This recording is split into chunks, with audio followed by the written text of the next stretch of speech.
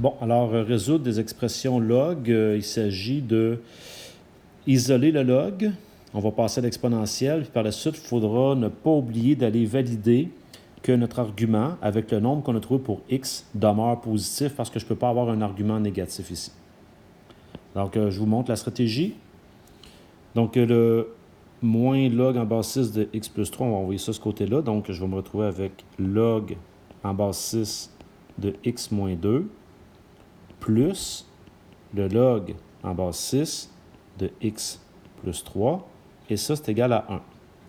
Si j'ai un plus, ça signifie que ça ici, par la propriété des logs, c'était x moins 2 fois x plus 3, comme ça, égale 1. On peut effectuer le calcul.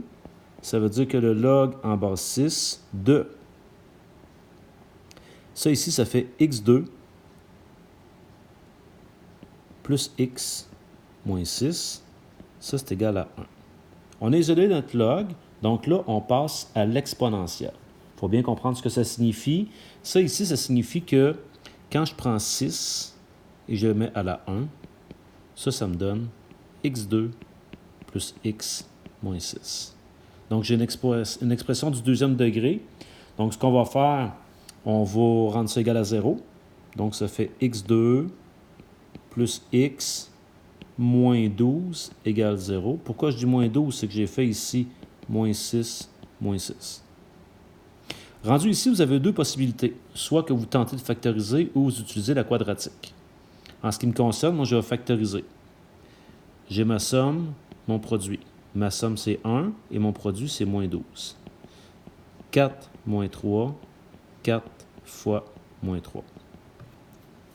Et puisque j'avais un 1 ici, on sait dans ce temps-là que la factorisation, c'est directement x plus 4 par x moins 3, qui donne 0. Ça signifie que x plus 4 égale 0, ou c'est l'autre, c'est-à-dire x moins 3 qui égale 0. Je me retrouve ici avec x égale moins 4, et ici x égale 3.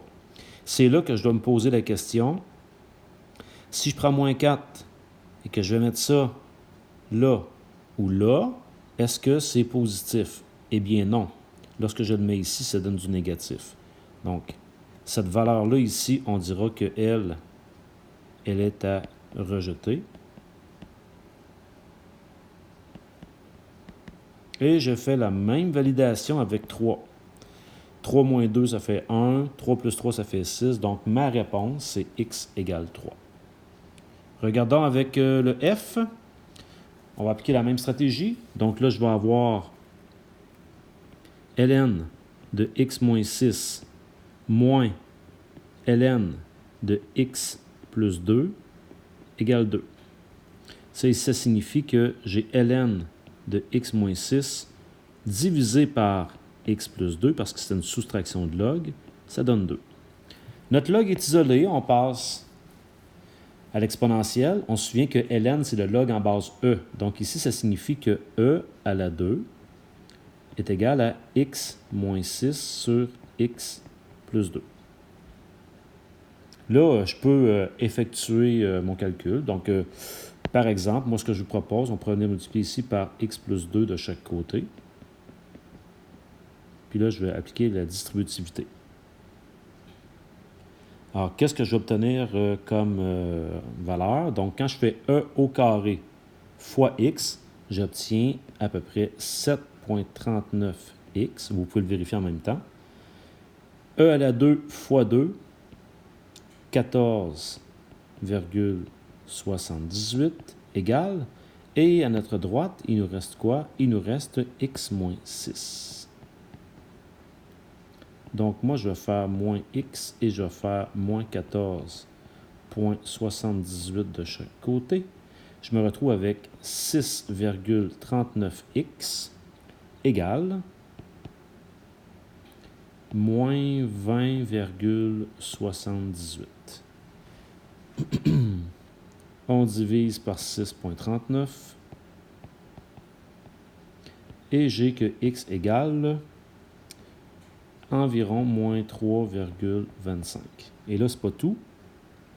Là, ce qu'on doit faire, on doit se poser la question, est-ce que moins 3,25, quand je mets ça dans mon argument, J'ai ici moins 3,25, moins 6, ça fait du négatif, ça ne fonctionne pas et ça ne fonctionne pas plus ici. Mais dès que ça ne fonctionne pas une fois, il n'y a aucune solution. Ça ici, à rejeter. Donc, aucune solution. Voilà.